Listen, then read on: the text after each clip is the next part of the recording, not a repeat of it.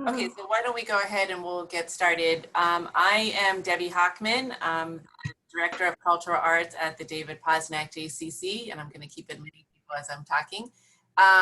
And we are thrilled, again, is another month that we are partnering with the Friends of the Sterling Road Library to bring you Lynda Levin and a wonderful book discussion. And the thing that makes us most happy is every month we are increasing our numbers. In fact, we were over 200 people that had registered for today. So with all that being said, that means that there's going to be a lot of people on this call.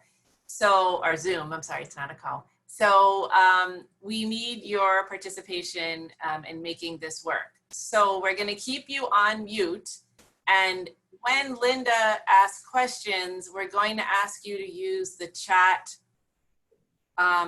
feature that's on your Zoom. So if you can find the chat feature, you can see if you click on it, you're then able to type in an answer. And with the chat feature, there is definitely a delay in us getting responses. So just be aware of that. We're going to make sure that when we're going to try to get in as many as we can, but just be patient with us as we try to navigate this together. But we are more than thrilled to have all of you with us today. And there's a lot to discuss in this book, which Lynda will do in a wonderful fashion, we know. But I also want to make sure that you know that next month we are doing The Stars Are Fire, which is by Anita Shreve, who also, you may have known her from The Pilot's Wife. That was probably her most famous book that she wrote. And the registration is already online, and we already have people registered. So just make sure that you get on to our registration and go ahead and be part of next month as well. And with that, I'm going to turn it over to Lynda, who is going to discuss The Dutch House by Ann Patchett. Go ahead, Ann. Go ahead. I said Ann. Go ahead, Lynda. Thank you, Debbie. Thank you so much. I'm still trying to figure out this gallery screen here, but okay. So welcome, everybody. I am delighted to see all of you on the gallery screens, and it's great seeing all the familiar faces, all the new faces. Okay, somebody's got to turn off one of their other devices. Right, okay, good. I guess we're all just trying to get used to this Zoom format.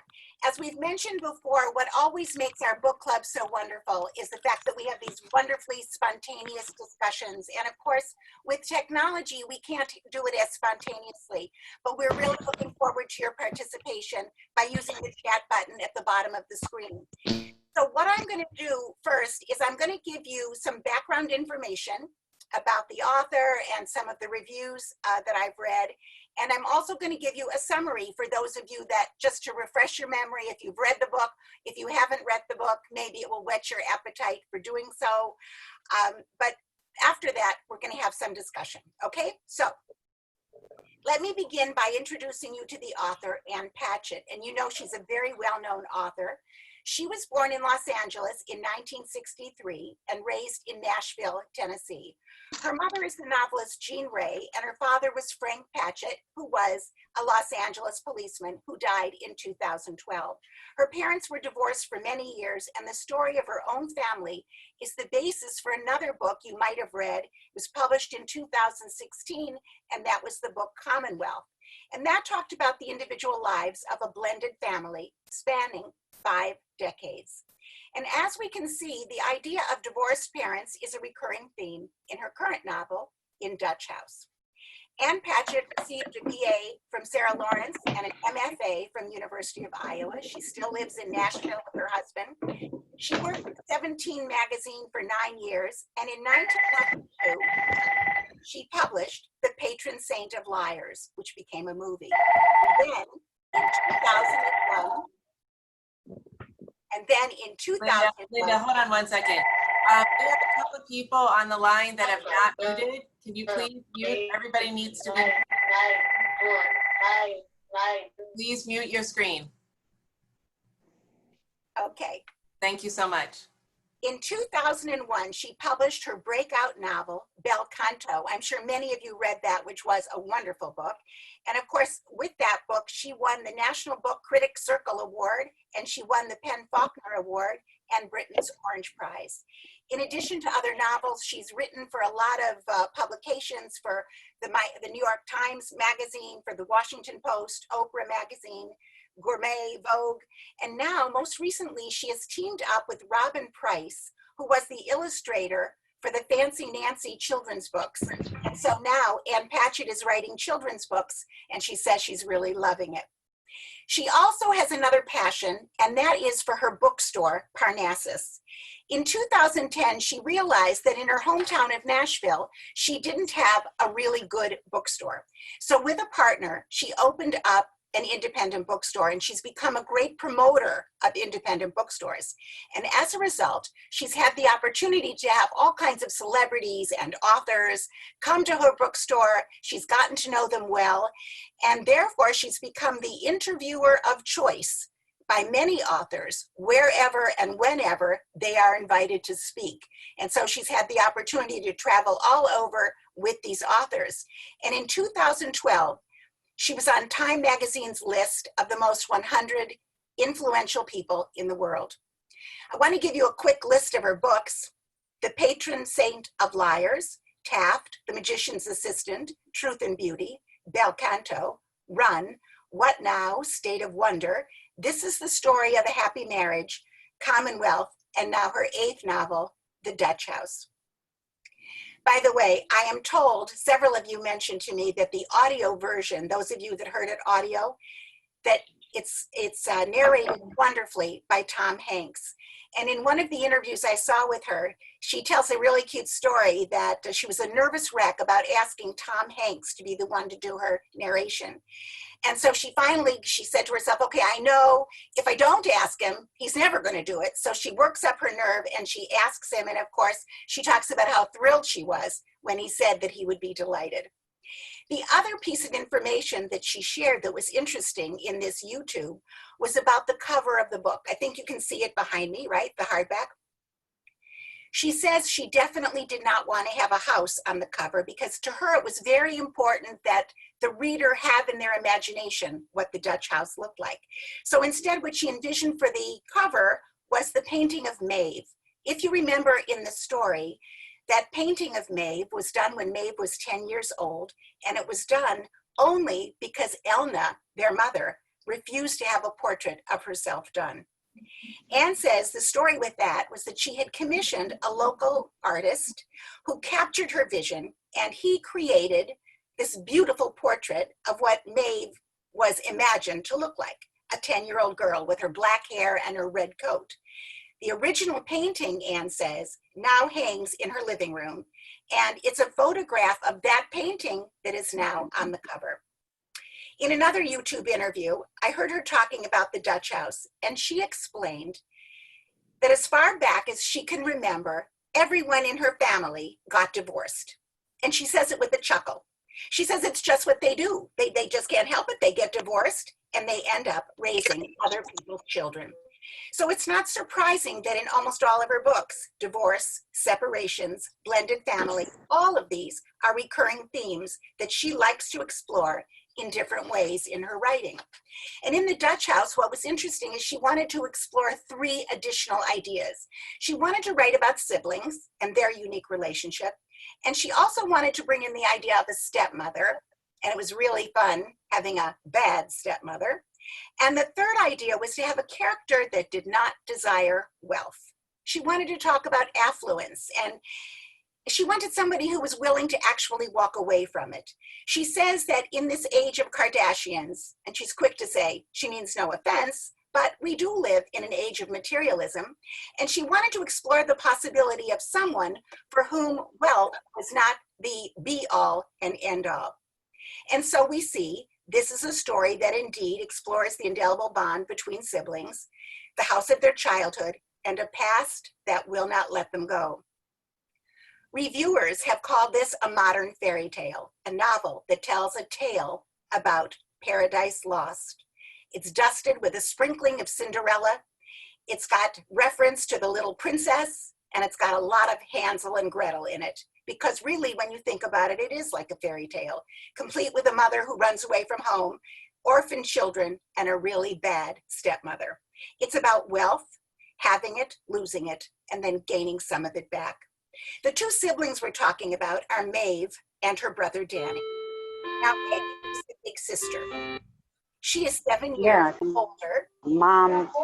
than her brother.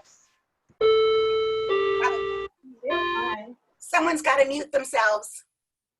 Okay, thank you. Okay. So she is 7 years older than her brother, and it is told from the younger brother Danny's point of view. And the story spans 4 decades of Maeve and Danny's lives, taking them from childhood into middle age. And just like a person's memories, his narrative goes back and forth from childhood all the way to the present, back to the past, back again. There is humor, there is poignancy in her writing. And for most of us, we got quite enmeshed in the lives of both Maeve and Danny. But there's another interesting theme in the book. To tell you about it, I want to describe one of the recurring scenes. Maeve and her younger brother, can you picture this, Danny? They're all grown up now, and they are parked outside of the Dutch house, and they are smoking. And of course, they are always smoking together, and they're promising each other that they are definitely going to quit. But they are talking as they're parked outside of the Dutch house, and they are talking about what they always talk about when they return to this spot. And they return there often, whenever Danny is back in town, because they want to look at the house from which they were exiled in their youth. And they talk about their childhood. And Danny asks his sister, do you think it's possible to ever see the past as it actually was?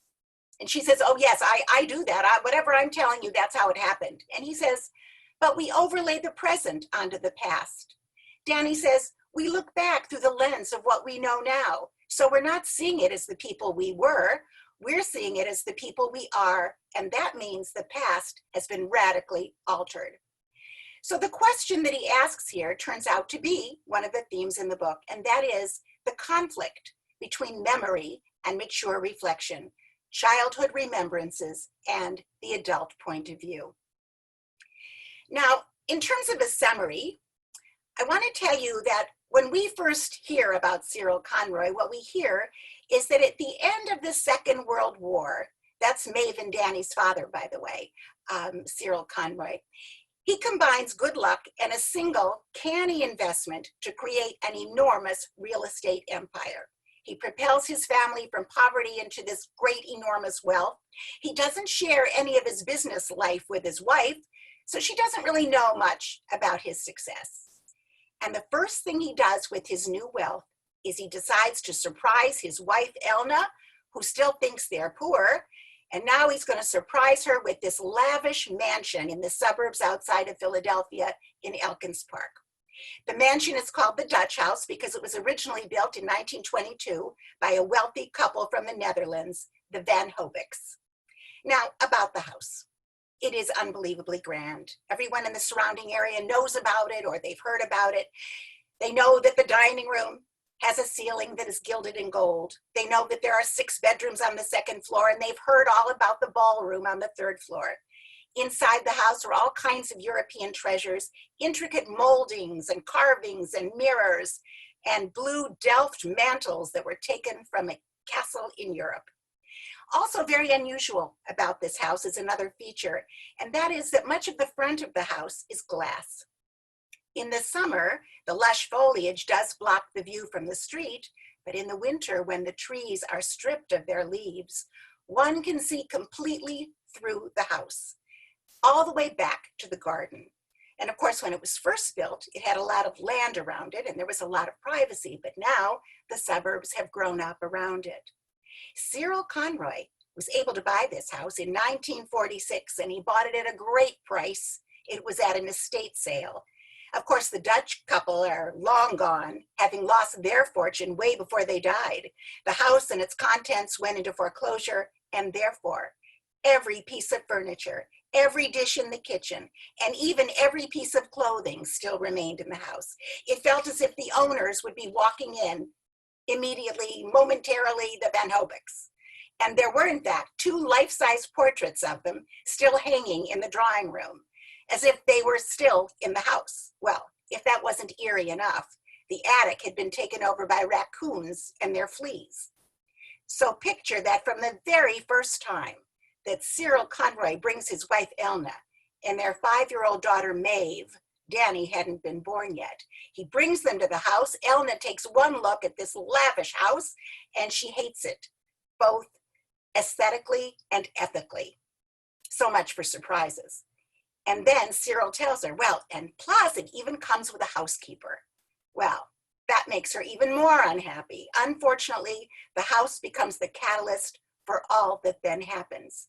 In fact, Elna Conroy is so uncomfortable in that fancy house with the housekeeper that when Maeve is 10 years old and little Danny is 3, she leaves the family because she chooses to go to India to attend to the poor, much in the way of Mother Teresa. So now we have Maeve and Danny and their father, Cyril Conroy, living in this grand Dutch house. The children are lovingly looked after by Sandy the cook, her sister Jocelyn the housekeeper, and Fluffy the nanny. But what 3-year-old Danny senses immediately is that his big sister Maeve has stepped in where his mother has left off. As for their father, Cyril, he's the kind of man who feels most at home when he's not at home. He much prefers being at one of his construction sites or collecting rent from his tenants. But after a few years, actually a couple of years, he is besotted by a pretty young widow by the name of Andrea. She's 18 years younger than he is, and she becomes the stepmother to Maeve and Danny. And what's interesting is that as much as Elna hated the Dutch house, guess what? Andrea loves it. She thinks it is a piece of art. To this marriage, Andrea brings 2 children, 2 daughters, Norma and Bright, and it becomes obvious that Andrea does not have much use for Cyril's children. And so it is that upon meeting Andrea, Maeve turns to her younger brother and she says, this does not bode well for us. And in truth, the stepmother's arrival marks the end of Danny and Maeve's childhood. There's still another reference to a fairy tale. When Maeve leaves for college, Andrea immediately moves her own daughter Norma into Maeve's bedroom with this wonderful window seat. It doesn't matter that Maeve will still be coming home. She is now banished to the attic. It's got a sloping ceiling and it's going to hit Maeve's head whenever she stands up. Maeve herself says, I feel like the little princess. Andrea never quite gels in that house with Maeve and Danny, or with Sandy and Jocelyn, for that matter.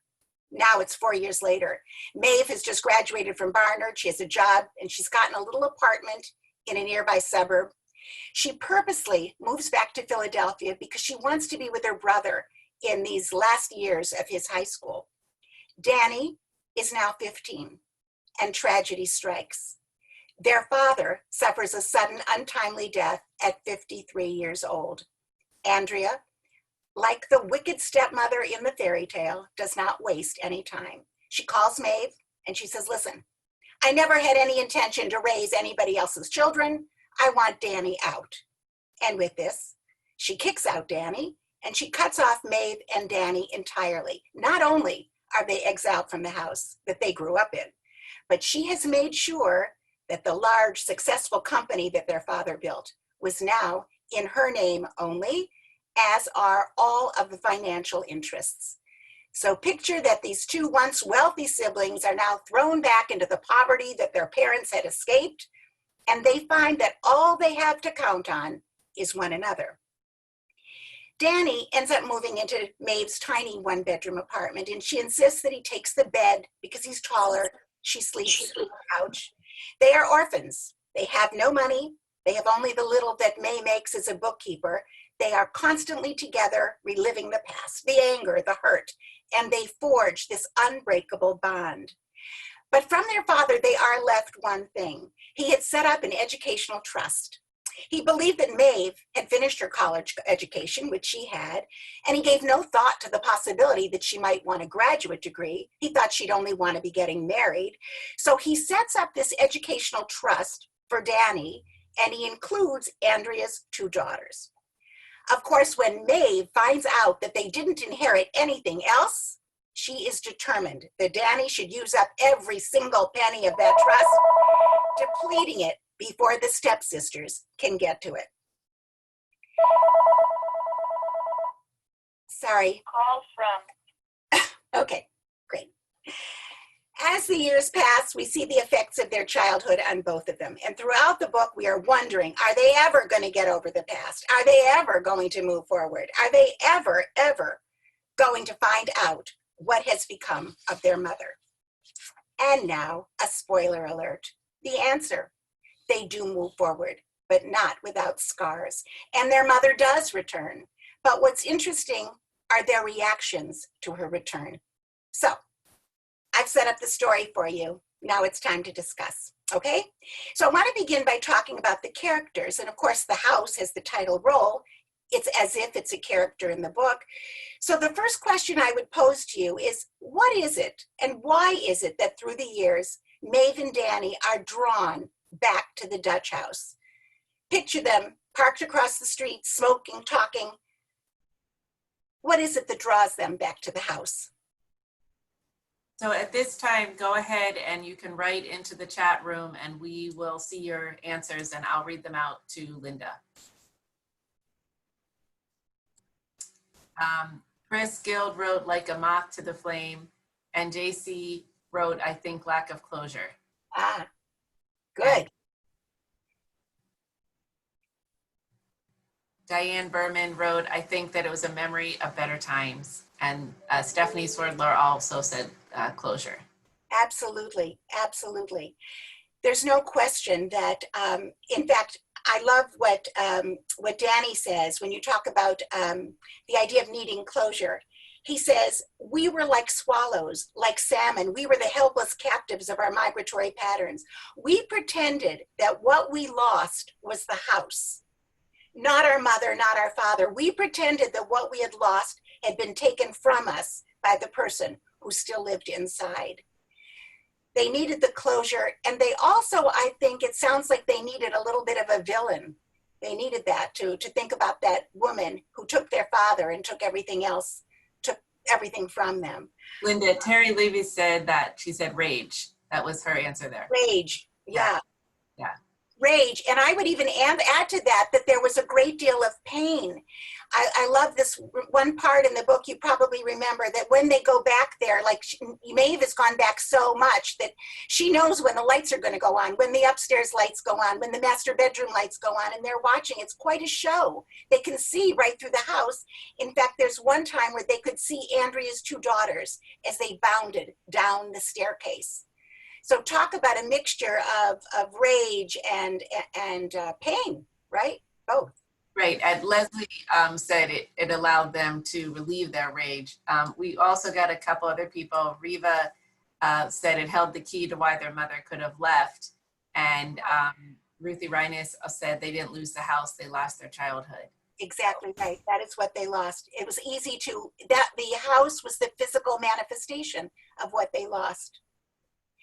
It's interesting that at one point, Danny says, we shouldn't still be driving to the Dutch house. The more we kept up our hate, the more we were forever doomed to live out our lives in a parked car on Van Hobeck Street. Nonetheless, every time Danny would return from a break, whether it was when he was in school at Choate or when he was in medical school, Maeve would insist on taking them there. Indeed, it was that closure that they really needed. The other idea, anybody else have anything else they want to add? Because the other idea I was going to say was... There was, Jim said psychologically they could not move past the trauma they suffered. And Joanne said that she felt it was obsessive. Yeah, totally. It was obsessive. They couldn't let go of the past. That's right. And it was actually a time for the two of them to be together. It was a special time. They were able to try to make some sense of all that happened to them. And of course, having this ritual really just bound them closer together. So the next thing I want to talk about is a little bit about Maeve. What about Maeve in those early years? How would you describe her before their mother returns? Let's talk about that. What do we know about Maeve? What can you say about Maeve? So again, go ahead and write your answers into the chat. Any ideas about Maeve?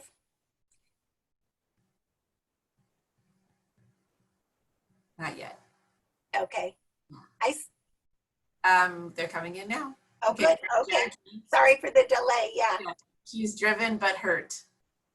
So hurt. She's so hurt. And remember, she's really the one that bore the brunt of the mother's leaving. She was 10, right? In fact, there's one time when Maeve recalls the pain. Remember how the mother used to come and go and come and go? Later, we find out she was going to the convent, right? But we don't know that at the time, and they don't know that. And Maeve recalls when she was gone, it was unbearable. And when she was home, it was unbearable in a different way because we knew she was going to leave again.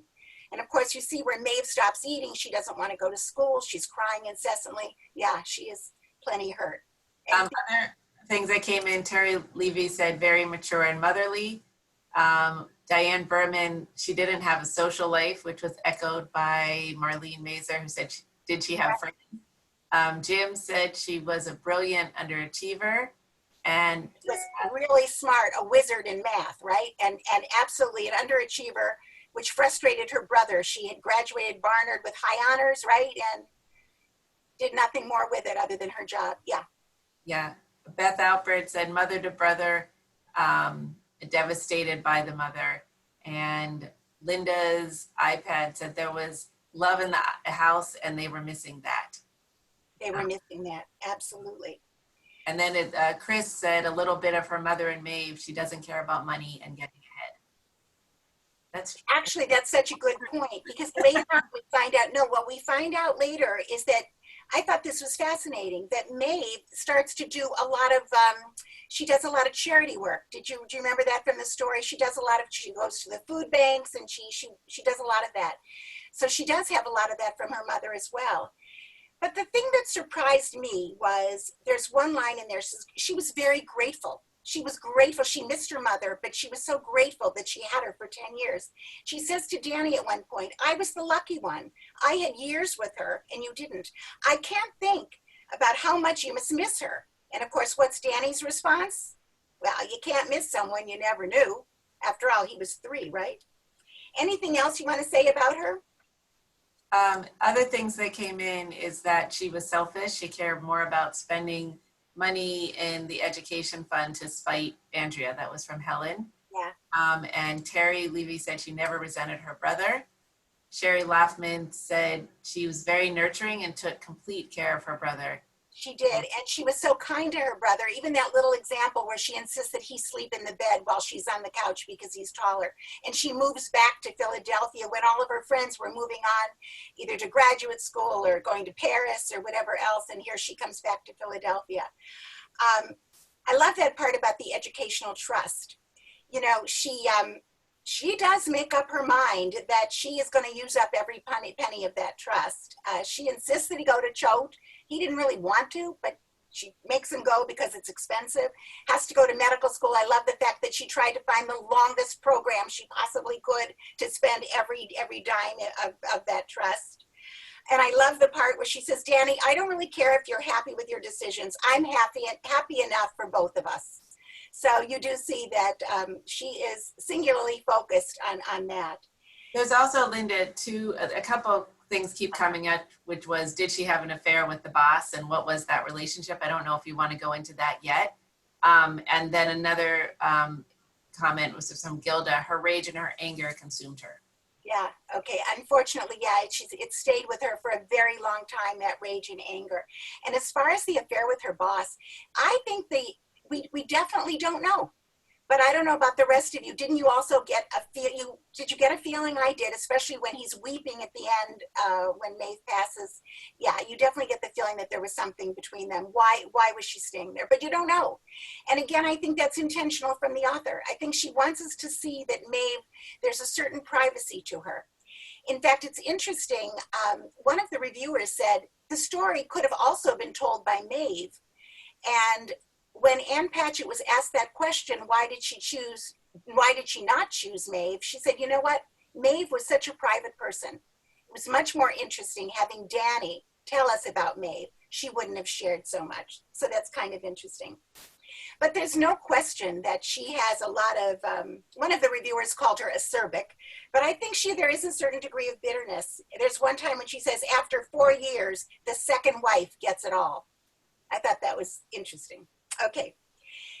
One of the things that I thought was interesting about Maeve, and I want to ask you why you think that, or how that affected her life, and that was her diabetes. The fact that she has diabetes is it's very important in the story. Any thoughts on that?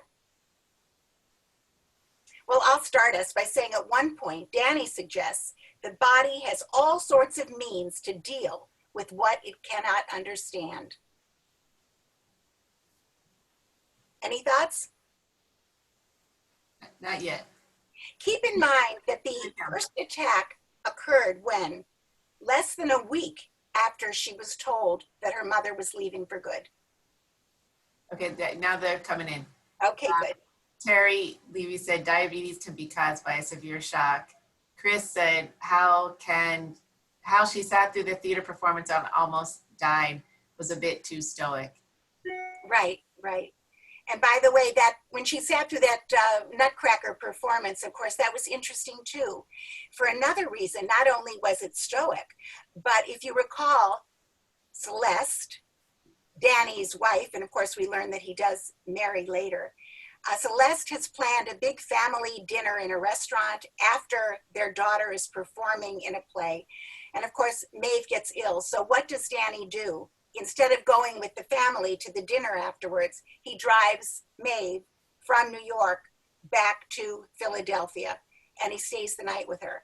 So, you see again, one of his biggest concerns for Danny was the idea of losing Maeve.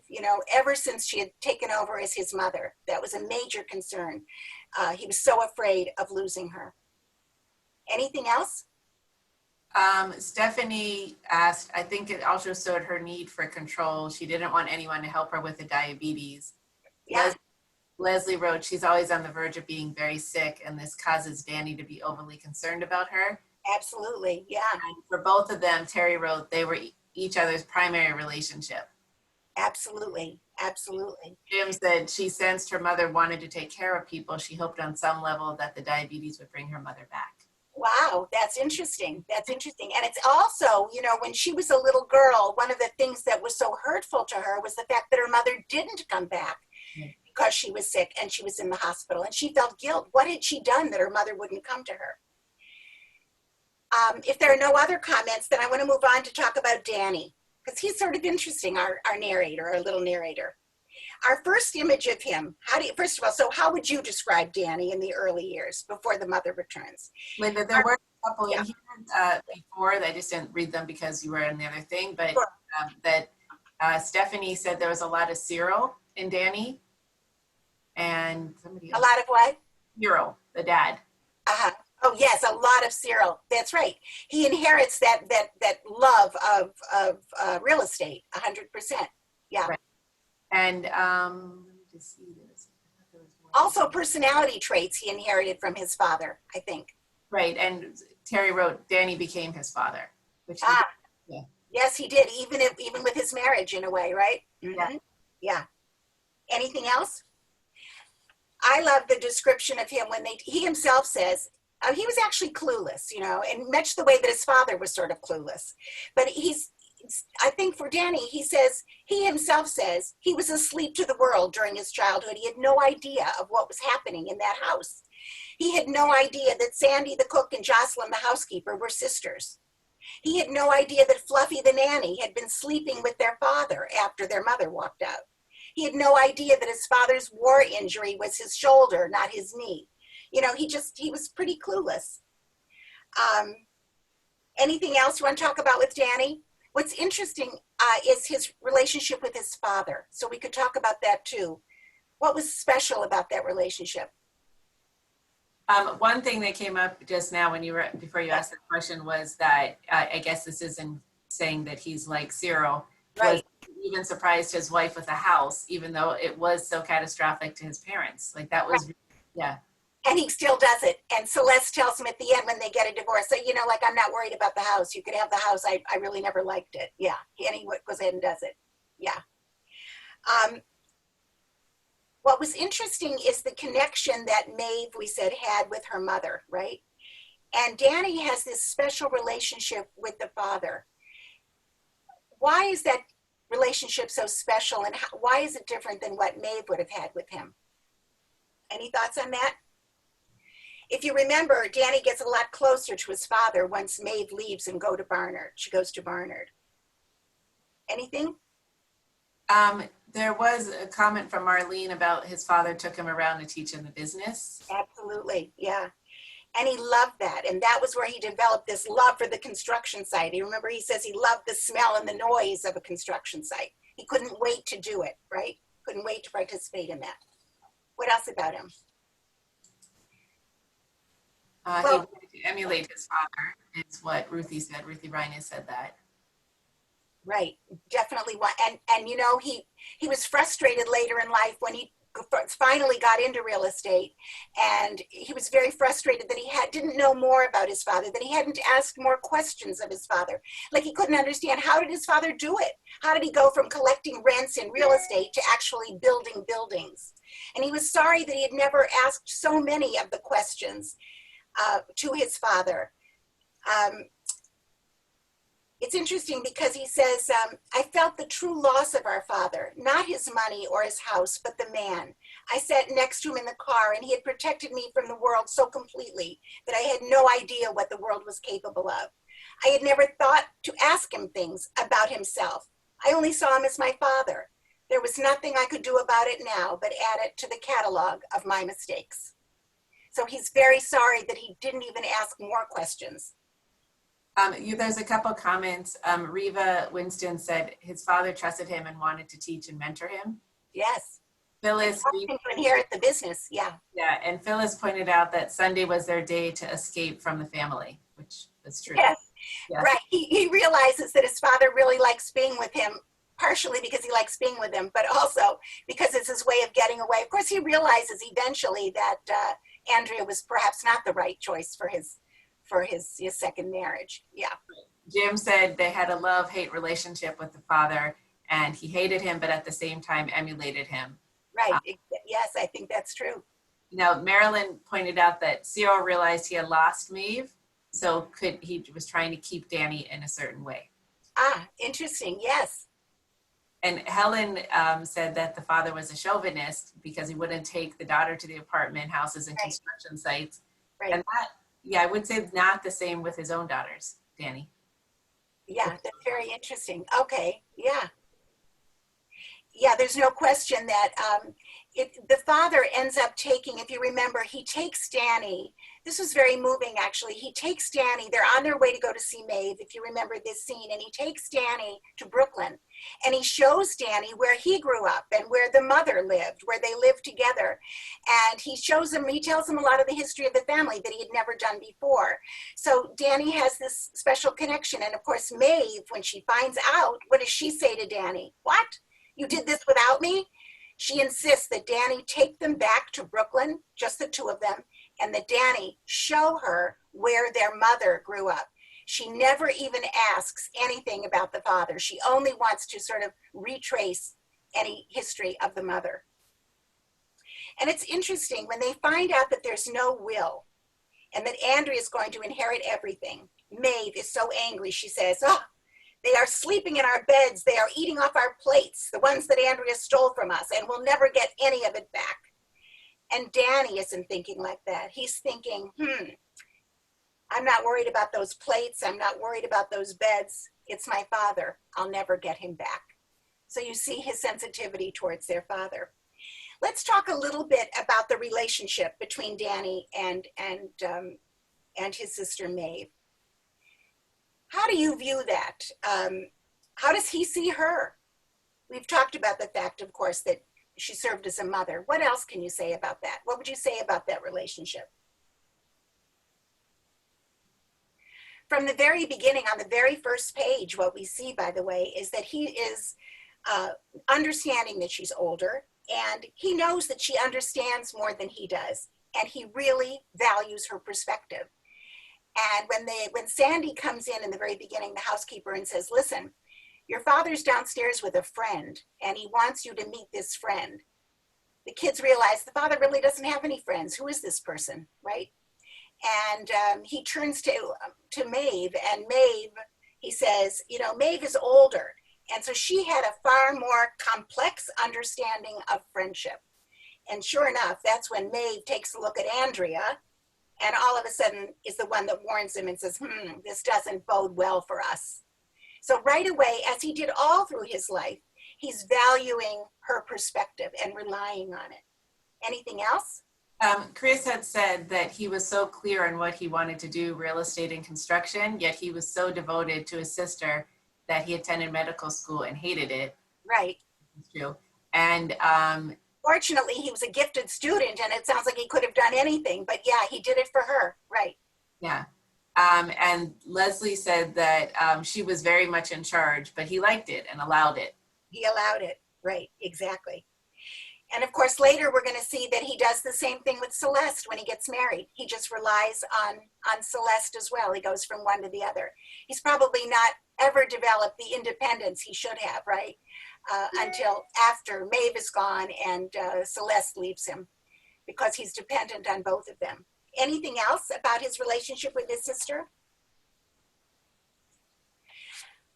He says at one point, because I was 15 and generally an idiot, I thought that the feeling of home I was experiencing had to do with the car we always parked in front of the Dutch house, and of course, to the house where it was parked, instead of attributing that feeling of home wholly and gratefully to my sister. So that would explain why he really did everything that she said, what she asked of him. And I love when, yeah. Stephanie said that she found Danny dispassionate and that there's a piece that doesn't attach to anyone except Maeve. And that probably was one of the downsides of that very strong relationship. And probably for Maeve as well, right? Maybe that's why she too didn't, in that way, move on, with another person. Anything else? I love the line when Maeve says to him when he's in medical school, doesn't want to be there, but he's smart, so he's doing well. She says, listen, you don't have to be a doctor. You just have to keep studying to be one. Just stay in there and keep spending the money. That's what she says. I want to ask you about Elna Conroy and the decision that she makes. What is it about Elna that leads her to the decision to leave the family in order to help the poor? First of all, what'd you think about that? And why do you think she did it? What was it about her that allowed her to make that kind of a decision?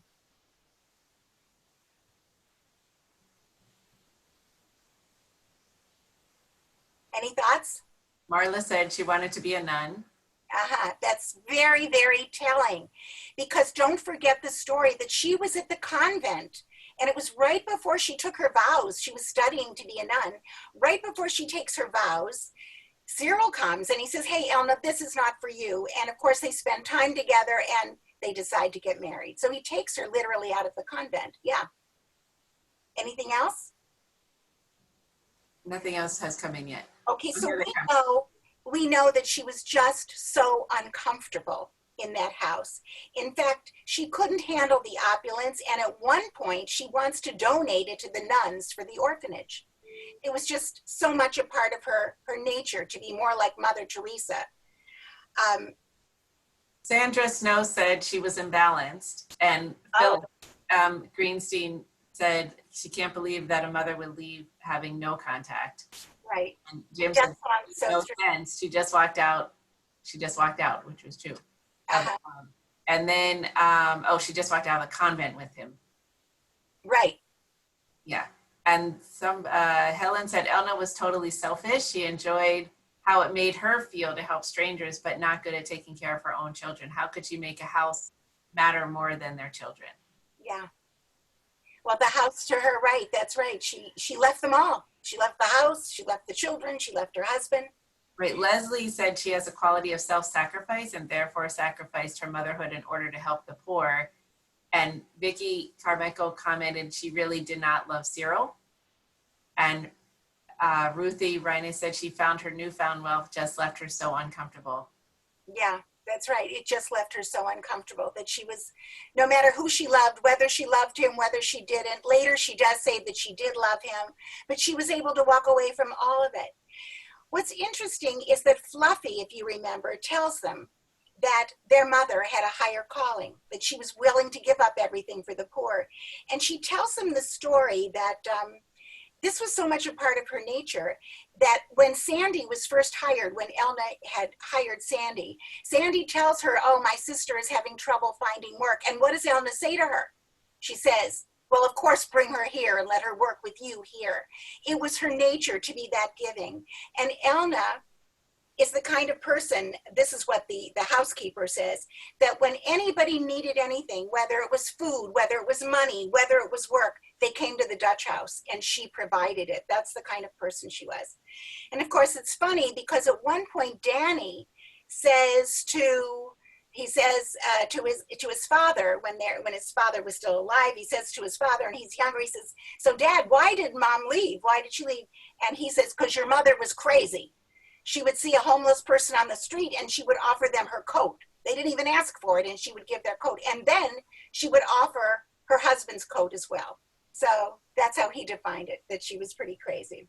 Lynda, Riva commented that she found that Elna walking out was too hard to believe. She thought that was the weakest part of the story. That it was not realistic. It was not realistic. Yeah. Jim commented Elna was mentally ill. And Chris commented that Elna reminded her a bit of the mother in the Glass Castle, that she was mentally unbalanced. Interesting, the idea of being mentally unbalanced. It's interesting that what she wanted to do, Ann Patchett, she really wanted to talk about this whole thing of affluence and how difficult it is for us to think that a person would want to walk away from it. And my thoughts on that is that unfortunately, she tied the affluence to the children. You know what I mean? In other words, it's one thing that she walked away from the house. What's harder for us to believe, I guess, is the fact that she actually gave up the children as well. But it's an interesting thing, that whole concept of having a higher calling. You know, at one point, Fluffy says, or one of the housekeepers say, you know, she was like a saint. And saints probably didn't get along with their families either. They were probably despised by their families. So they want to defend her and say that she really had this higher calling. Of course, the contrast to her was we've got Andrea. So how is she depicted? It must have been fun for Ann Patchett to talk about this, you know, developing this character of the wicked stepmother. What do we say? What do we think of her? What do we see of her? I'll start it out by saying the children, when they first meet her, they notice that Andrea keeps coming back as the relationship is developing with their father. And they say, Andrea lingered like a virus. I think that speaks about how the way they felt. Danny's perspective is, I always will believe that Andrea's face fell for an instant when she looked at Maeve and me. Even if my father hadn't mentioned his children, she would have known he had them. Everyone in Elkins Park knew what went on in the Dutch house. Maybe she thought we would stay upstairs. She'd come to the house, after all, to see the house, not to see us children.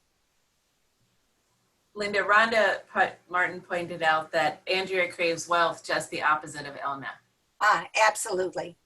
And Chris thinks that Andrea was the most unbelievable character because she was mean for meanness' sake.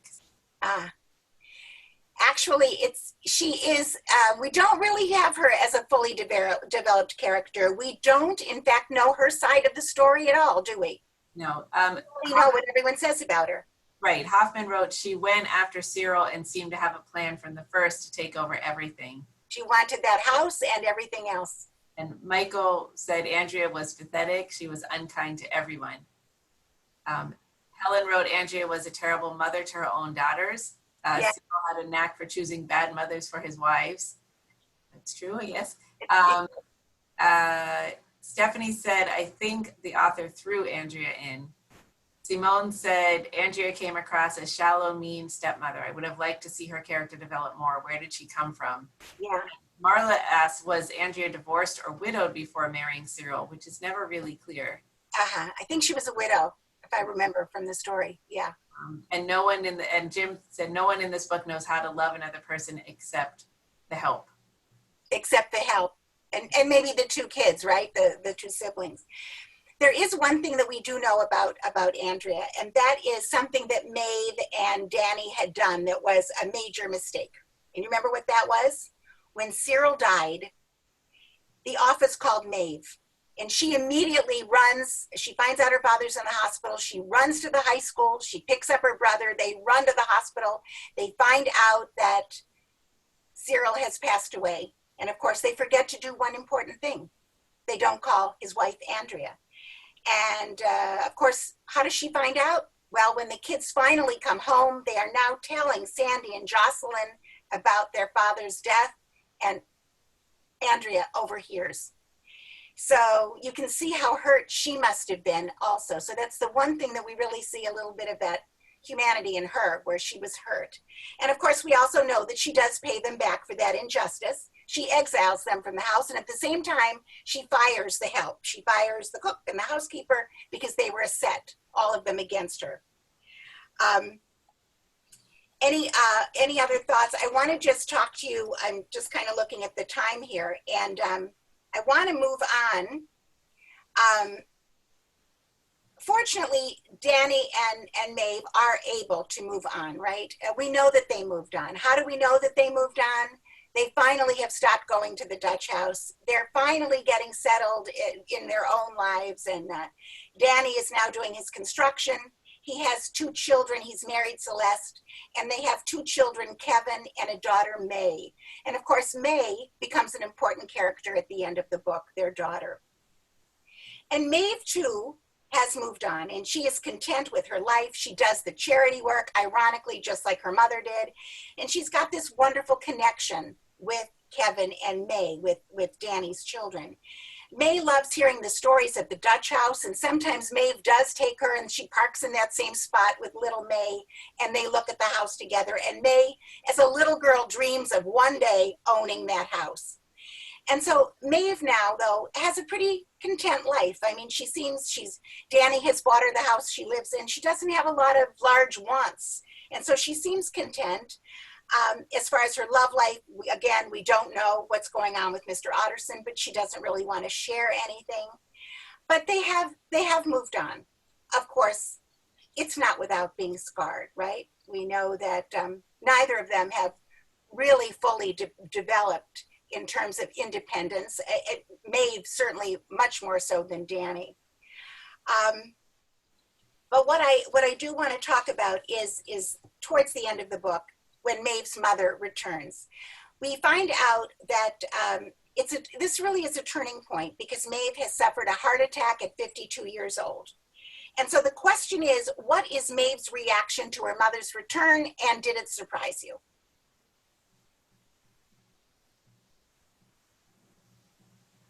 How does she feel when her mother comes back? All of a sudden, her mother appears. She has heard. She had been working in the soup kitchen in the Bowery, and she finds out.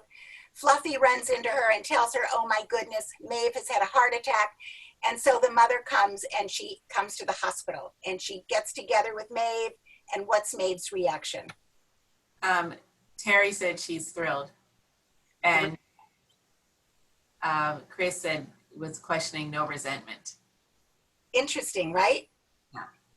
And Stephanie said Maeve was very accepting of her mother, not like anger towards the dad and Celeste. Right, exactly. She is actually so, she's so forgiving. I don't know, were you surprised by that? She's so forgiving.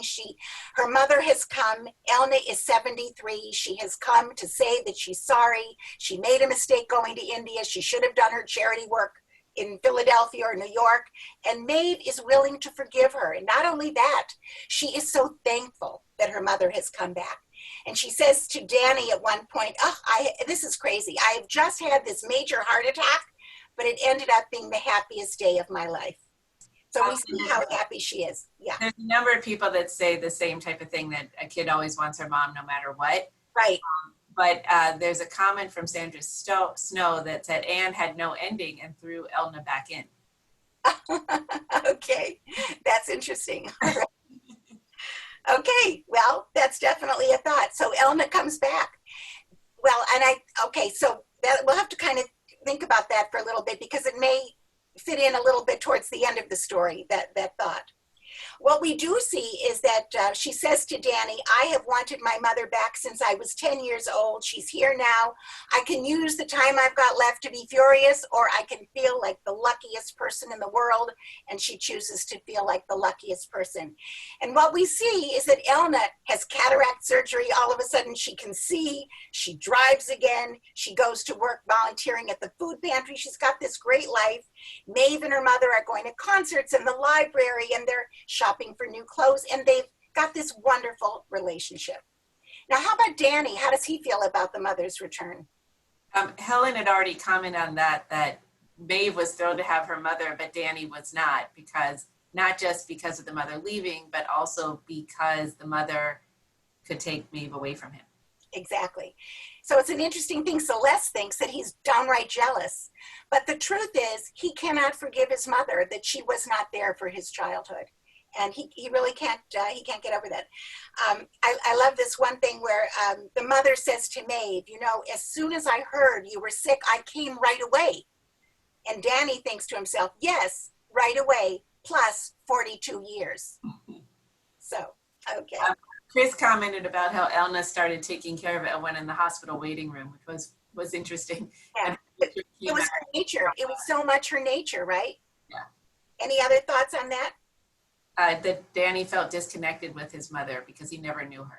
He never knew her. He was 3 when she left. Yeah, so he was already way into adulthood by the time she returns.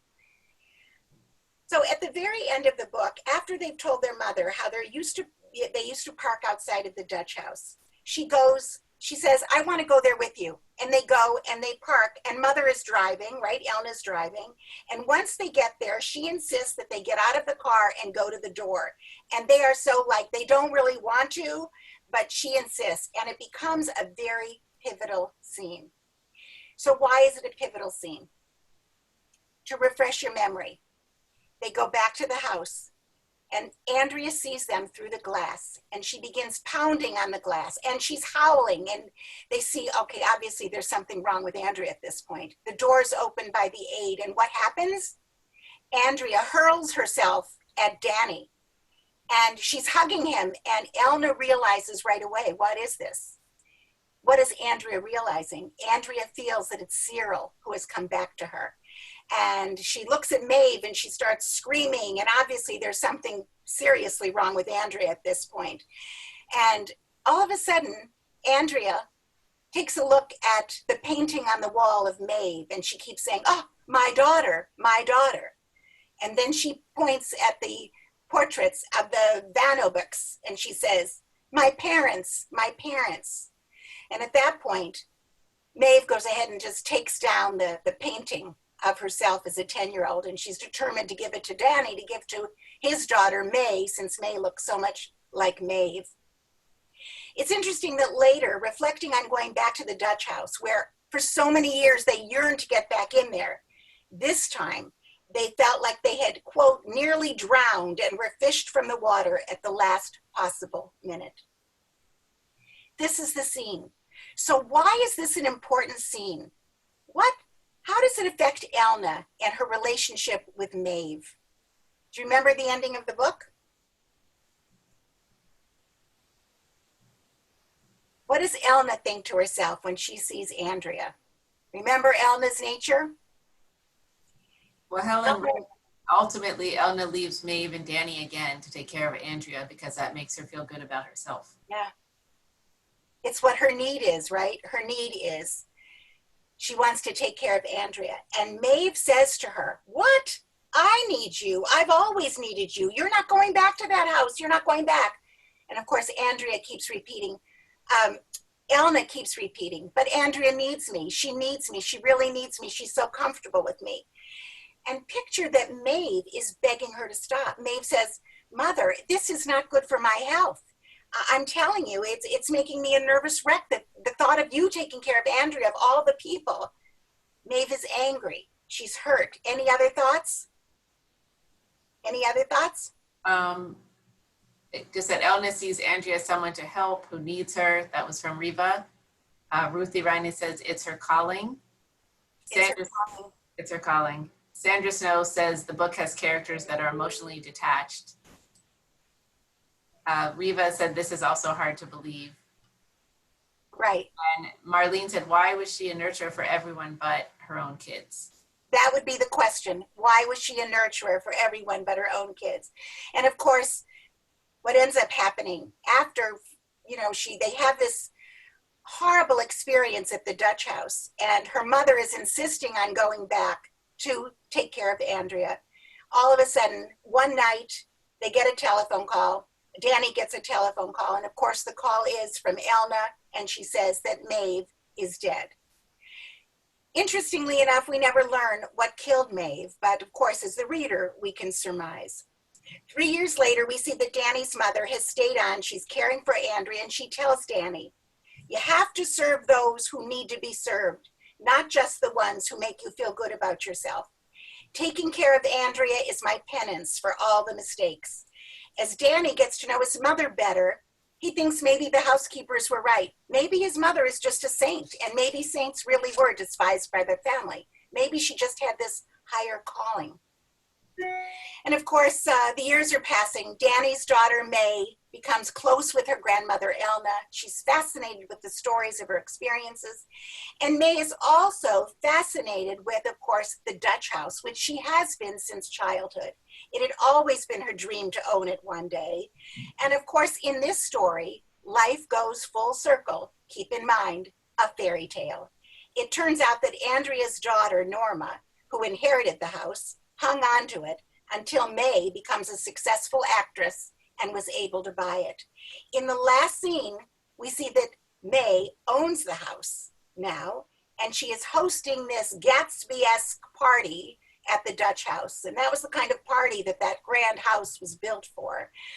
And all of a sudden we see that Danny is outside. He steps outside and he sees someone sitting in an Adirondack chair. The party is going on inside, and he sees someone in the chair outside smoking. And Danny is sure, as he sees this tall, lovely shape, he's sure he is seeing his sister. It had to have been his sister. He sees the cigarette, the orange tip of the cigarette, and he's sure it's his sister sitting in the dark. And this illusion holds. And another second, it holds. And then he hears, Daddy. And with this, it's May who gets up out of the chair, and she comes to him and she tells him, oh, isn't this wonderful?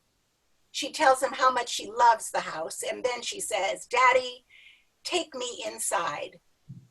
And so it is full circle, and it is a happy ending. So I don't know about you, but I happen to like happy endings these days, because what we see is that Danny is no longer sitting outside looking in. Now the Dutch house is his daughter's house, and he is finally invited in. And that's the way Ann Patchett ends the Dutch house. So if we have any more time, do we? Are we okay time-wise? Debbie, are we okay to say, does anyone have any questions or comments or thoughts? There was a comment from Simone that she said that Maeve needed to find forgiveness for Andrea. That made her? Maeve needed to find forgiveness for Andrea. That they needed to find forgiveness for Andrea. Yeah. Maybe, yeah.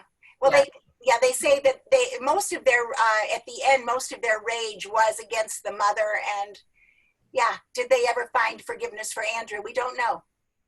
Riva had said Andrea's girls resented the house.